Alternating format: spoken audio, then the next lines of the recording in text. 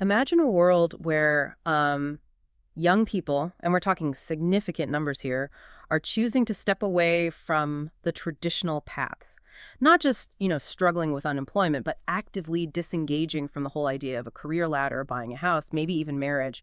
What if this isn't just a phase, but actually a really profound societal shift happening right now globally? It's a huge question, and it's definitely reshaping economies, cultures all over the world. And yeah, that's exactly what we're going to try and unpack today. Absolutely. So today we're taking a deep dive into this really critical global phenomenon, the rising tide of youth disengagement. We're going to look across continents, starting maybe with Japan's low desire society, then checking in on Europe and the US with a neet population, hopping over to Taiwan's strawberry generation, and then China's really interesting lying flat movement. Yeah, and we'll try to pull out the surprising common threads, but also the ways they're quite different, and look at the underlying forces, things like intense economic pressure, a huge wealth gap, but also, I think, genuinely evolving ideas about what a quote-unquote good life even means anymore. Exactly. Our mission today is basically to give you a shortcut to understanding these really complex global shifts. We'll explore what's really going on, how gender fits into this picture, which is quite surprising, and then we'll pivot to a massive question. Could something like universal basic income, UBI, could that actually be a viable solution, especially as AI gets more powerful? And of course, what are the big challenges it faces? Okay, let's get into it. So let's kick things off with a term that's kind of become a global benchmark, NEET. It stands for Not in Employment, Education, or Training. It started in the UK, I believe, but now it's used pretty much everywhere to talk about this group of disengaged youth. That's right. And the scale of this, it's really quite staggering. Globally, since about 2005, nearly 1 in 5 young people have fallen into this neat category, and that number hasn't really shifted much. 1 in 5. Just think about that for a second. That's like a fifth of, every classroom, every group of friends potentially facing a future without that clear traditional path. It's not just a number, it's millions of people.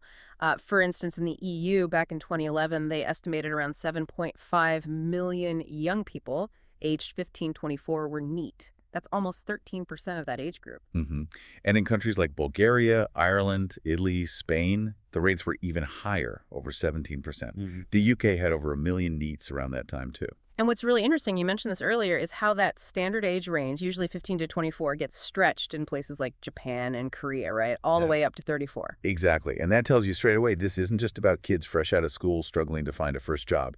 It hints at much deeper systemic issues that are affecting people well into what we consider young adulthood. Yeah, that wider age range definitely points to something more structural. So, okay, let's look at Japan first. They've seen this rise of what people call a low desire society. What does that actually look like on the ground? Well, it essentially describes young people showing, less interest in those very traditional markers of success we talked about. Getting married, buying a house, climbing the corporate ladder. They're often choosing simpler lives, maybe less focused on material gain. It's a real shift in aspiration. And there's a strong historical reason for this, isn't there? It connects back to Japan's employment ice age in the 90s. Very much so. That was a really tough economic time. Stable jobs were incredibly hard to find. So many graduates didn't get those lifetime corporate jobs. They became freeders, basically working non-regular temporary jobs. Right. And they saw what happened to their parents' generation. Precisely. The younger generations watched their parents dedicate their whole lives to companies, often to pay off incredibly expensive houses bought before Japan's economic bubble burst. Then they saw those assets just plummet in value. So that experience, it led many to think, why bother with ownership? Renting seemed more practical, less like a financial trap. It was a very pragmatic response. The government did try to intervene, though, didn't they? I remember reading about things like the Angel Plan for working mothers and laws trying to boost the birth rate back in 2003. Yeah, they definitely tried. They passed that basic law for measures against declining birth rate. They even raised consumption tax, partly to fund local measures, talked about raising the retirement age, re-employing older workers. But it didn't really move the needle on birth rates. Not significantly, no.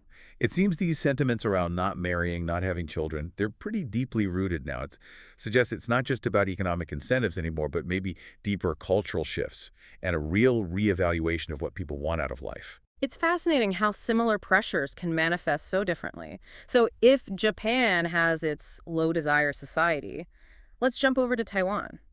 They're dealing with intense pressures too, but the response is different, right? The strawberry generation. Right, the strawberry generation. That term popped up in Taiwan around 2007. It's often used, sometimes critically, by older generations to describe younger people who might have high ideals, maybe lots of creativity, but are seen as bruising easily under pressure, like a strawberry. But again, the economic reality seems like a huge factor here too. Low wages, really high housing costs. Oh, absolutely massive. Sources point to things like capital flowing back from China, low interest rates benefiting the rich, while average earners are really squeezed, maybe even more than in the U.S. And the key thing in Taiwan, culturally, is that owning a home is seen as almost necessary for getting married, having kids.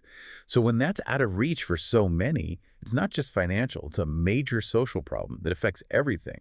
Yeah, I can see that. And there are different perspectives on this, right? Some critics say young people are being lazy or have unrealistic expectations, maybe aren't managing money well. Sure, you hear that.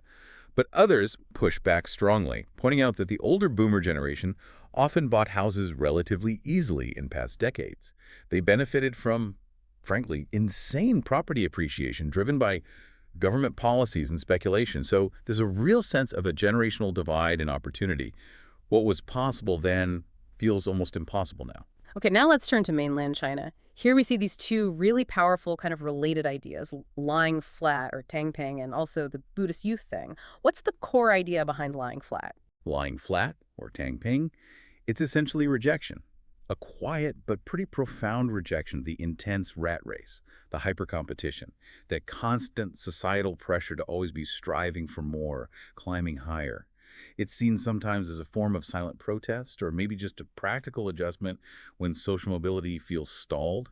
There was that example of a former law clerk who just packed up and moved from Beijing to rural Yunnan for a couple years just to escape that pressure cooker.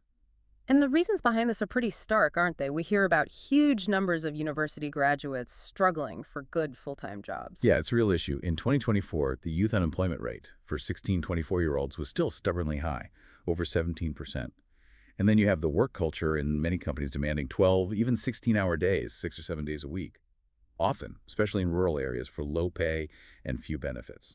It's understandable that many young people are just unwilling to accept that. So what are the alternatives they're choosing, besides moving somewhere cheaper? While moving to lower cost areas and maybe using e-commerce to make a living is one way people lie flat.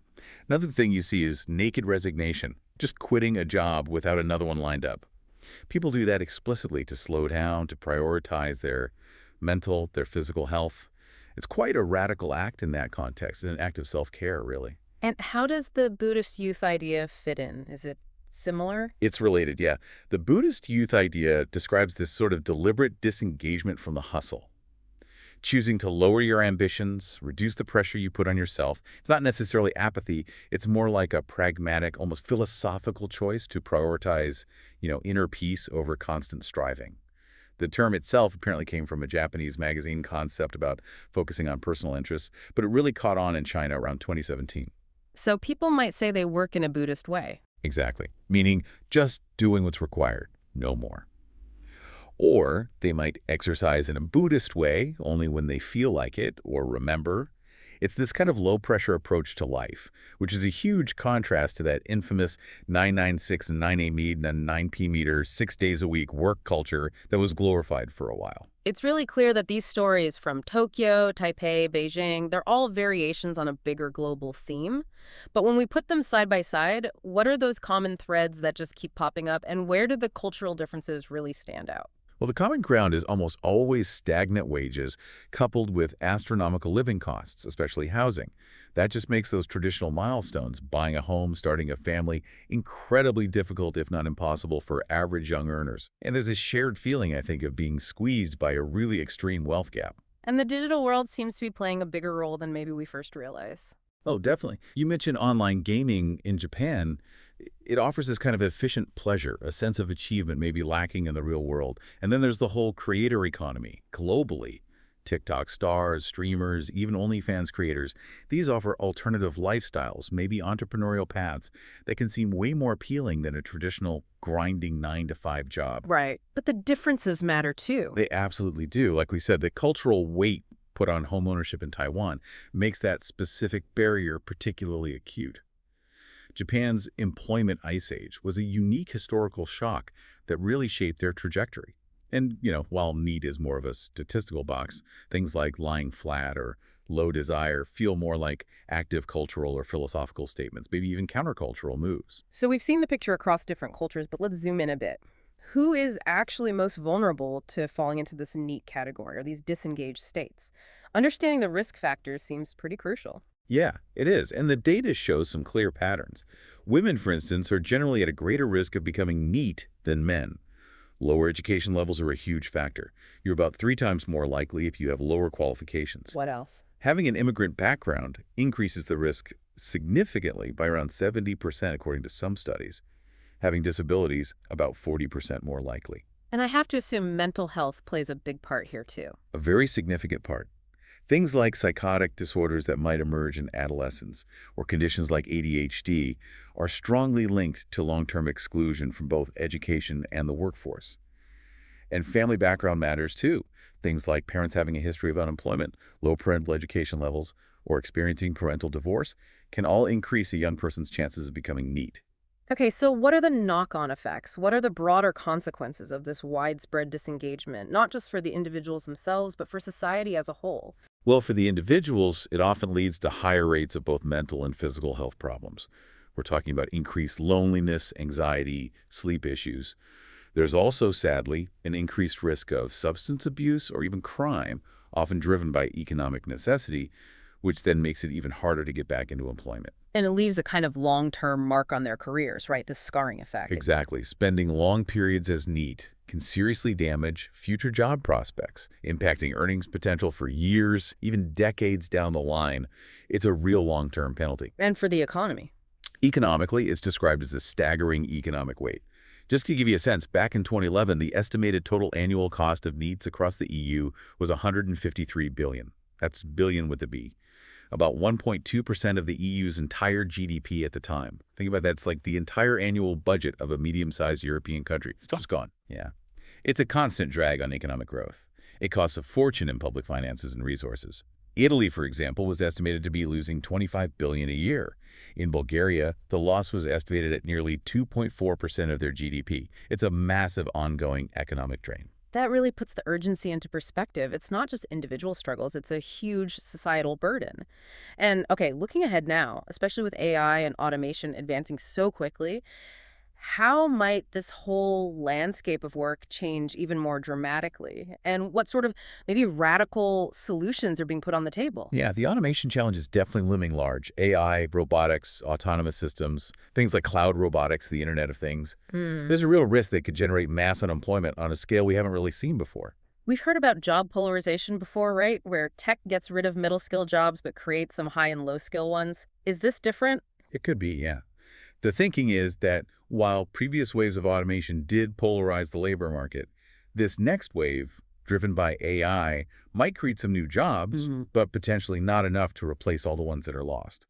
And that could lead to a future with even lower wages for many more job losses and just widespread economic insecurity or precarity for a lot of workers. Okay, so this brings us squarely to the idea of universal basic income, or UBI, as a potential response.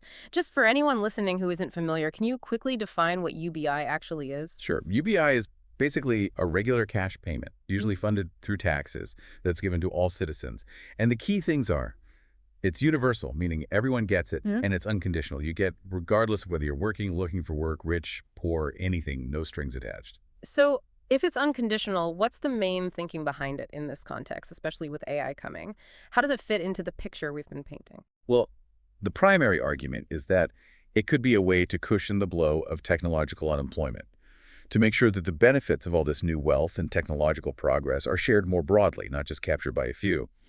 It could provide a basic safety net, a floor that's flexible and reliable as traditional jobs become less stable or maybe even disappear altogether. And it's not just about the money, is it? It feels like it could fundamentally shift how we think about work itself. That's a crucial point. UBI potentially allows society to start valuing contributions that go beyond paid employment. Think about all the unpaid work that happens, volunteering, community organizing, caring for elderly parents or young children, people pursuing education or art. These things have immense social value, but our current system generally doesn't compensate them. UBI could create the space and security for more of that. That is a really powerful idea. So what does the evidence say? There have been quite a few UBI pilots around the world now, haven't there? Yeah, over 160 pilots globally, apparently. And the results, generally speaking, tend to show positive effects on things like poverty reduction, improved health outcomes, better educational attainment. The big Finland experiment, for instance, found that recipients reported being significantly more satisfied with their lives and experienced less mental strain compared to a control group. And I remember hearing about trials in Kenya that kind of challenged the idea that people would just stop working if they got free money. Exactly. The Kenya trials were really interesting because they actually showed increased entrepreneurial activity. People used the money to start small businesses, Mhm. plan for the longer term. It really pushed back against that common assumption about dependency. And more broadly, looking at lots of cash transfer programs, there's just no systematic evidence suggesting a major negative impact on people's willingness to work. Okay, so let's connect this back directly to the young people we were talking about earlier, the neets, the ones lying flat or in the strawberry generation. How could UBI specifically help them? Well, imagine removing that constant grinding pressure and anxiety Mhm. of having to find traditional work just to survive. UBI could potentially liberate people. It could give them the financial stability and, just as importantly, the mental space to maybe pursue different paths, develop new skills, start a small business, or contribute to their communities in ways that aren't currently valued by the market. It can be especially helpful for those facing barriers to traditional jobs, maybe due to mental health challenges, disabilities, or those crucial caregiving roles that often fall through the cracks financially. That makes a lot of sense conceptually, but okay, let's talk about the big questions. How on earth do we pay for something like this, and what are the major arguments against it? Because it feels like a massive shift. It is a massive shift, and funding is definitely a huge challenge. One idea that gets talked about a lot, especially in the AI context, is taxing the value created by AI, sometimes called an AI-generated rent or a robot tax.